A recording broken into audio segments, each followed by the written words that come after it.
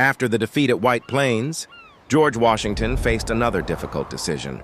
On Manhattan's northern heights stood Fort Washington, the last major American stronghold on the island. Some officers warned that the fort was too exposed and should be abandoned.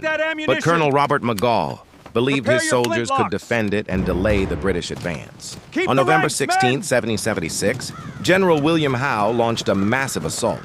Thousands of British redcoats and Hessian troops surrounded the fort, while powerful artillery bombarded the American defenses. The Continental soldiers fought fiercely from behind earthworks, stone walls and rocky hillsides, firing disciplined volleys as enemy troops steadily advanced. The battle raged for hours. Cannon fire shook the battlefield, while thick gunpowder smoke covered the slopes around Fort Washington. Although the defenders resisted every assault, they were heavily outnumbered. British and Hessian forces attacked from several directions, gradually breaking through the outer defenses and forcing the Americans back toward the fort. Realizing the battle could no longer be won, Colonel Robert McGaw chose to surrender rather than sacrifice more of his men in a hopeless fight. Sir, more than 2,000 Continental soldiers were captured, making the fall of Fort Washington one of the greatest American defeats of the Revolutionary War.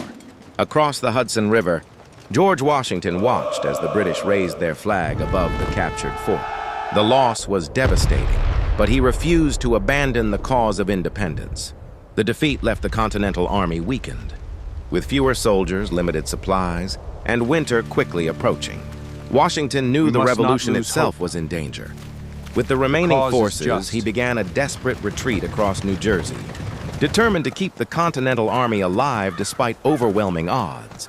Although Fort Washington had fallen, Washington refused to surrender. The fight for American independence was far from over. Subscribe for Part 10, as the British capture Fort Lee begins one of the darkest retreats of the Revolutionary War.